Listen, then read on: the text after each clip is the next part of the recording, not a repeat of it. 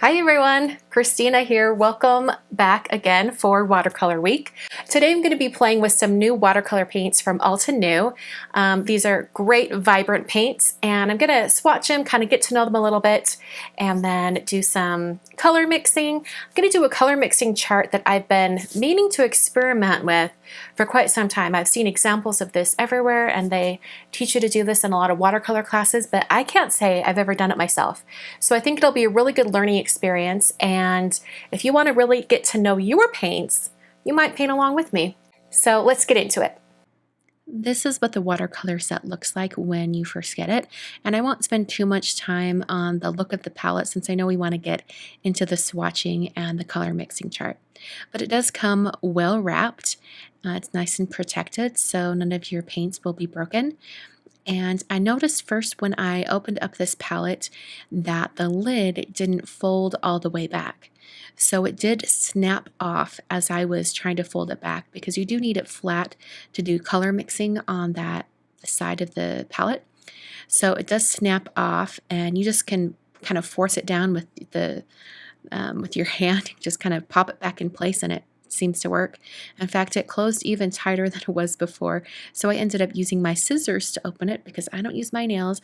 As they say, your nails are jewels, not tools. That's how you can keep your nails long. So I use scissors to open that. But you know what? I eventually just snapped that lid right off. I can put it back on later. And I kind of liked being able to use it independently from the sets of the pans of watercolor. Speaking of those pans of watercolor, each of them have the name of the color on the back, and these color names coincide with the colors of inks in Altenew's ink line.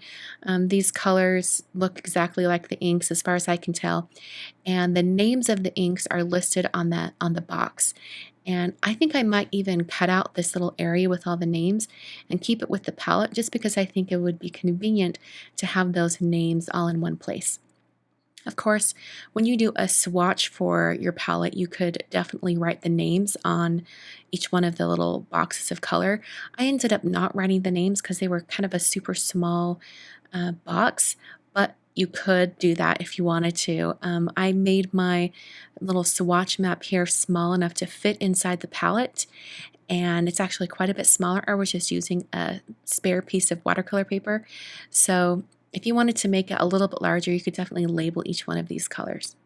So speaking of the colors, my first impressions of them, the first thing I thought of when I was using them is actually I was comparing them to another set of watercolors that are within the scrapbooking and paper crafting industry, which is the watercolor confections from Prima.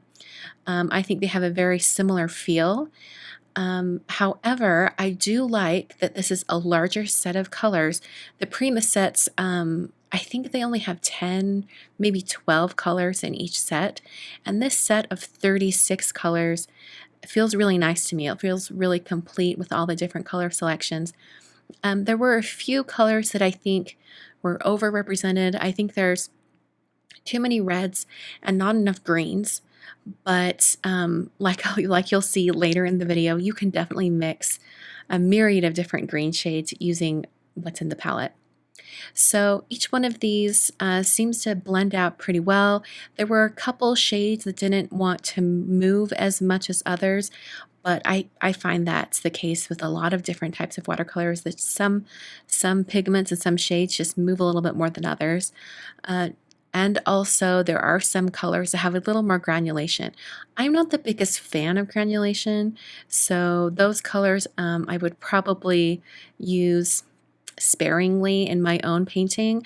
But if you love the kind of gritty texture of granulation, those colors you're going to really, really love in this palette. So there's a good mix of some browns and some darker shades as well. There's a few purples. There's all three purples look pretty similar. Two look almost the same, and one has a little more red tint to it. You can see them on screen right now. I think they could have done away with one of the purples, put in that green that I was asking for.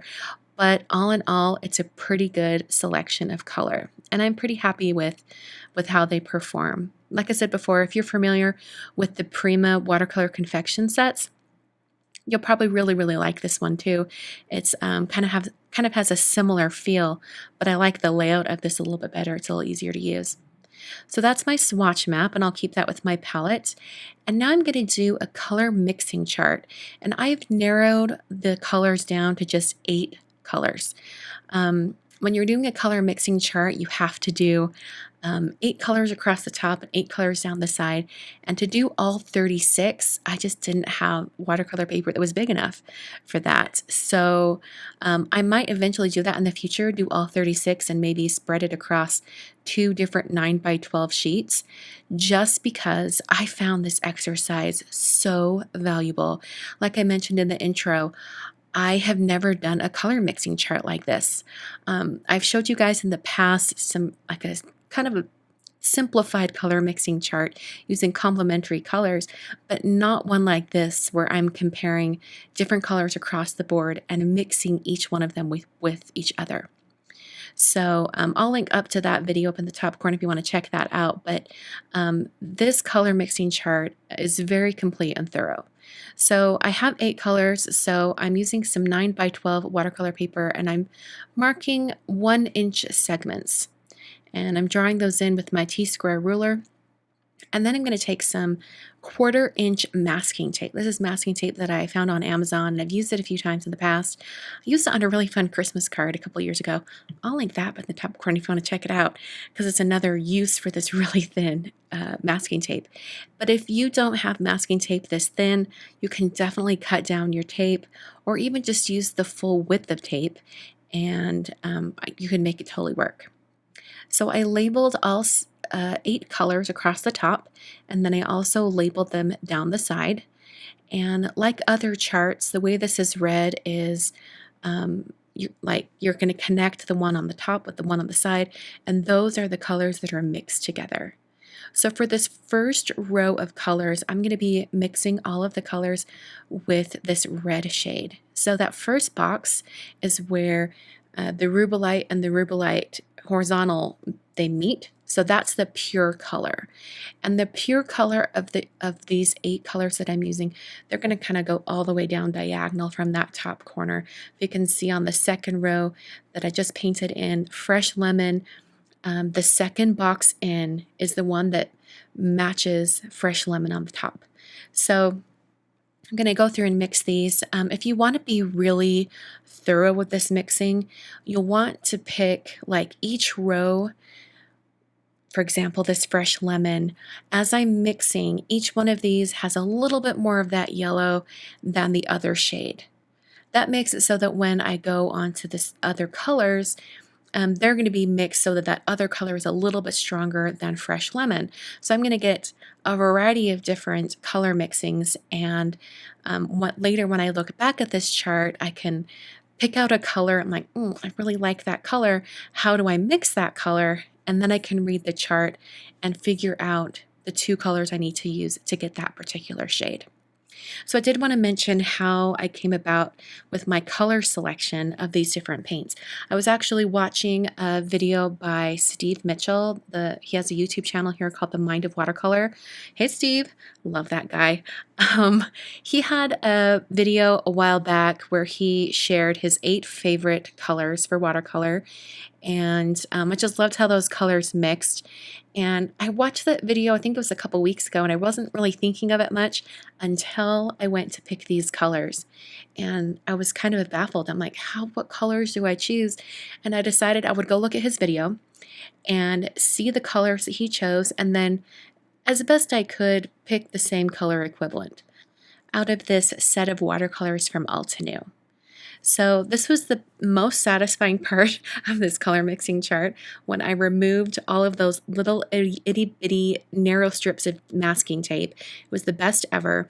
I did want to mention that when I put these strips of masking tape down, I did make sure to really press them down into the paper. I didn't want any bleeding or seeping underneath the tape, and it worked great. And then I'm left with this weird birthday present bow looking thing with all that tape. I did erase the lines, the pencil lines, and it took off a little bit of the paint.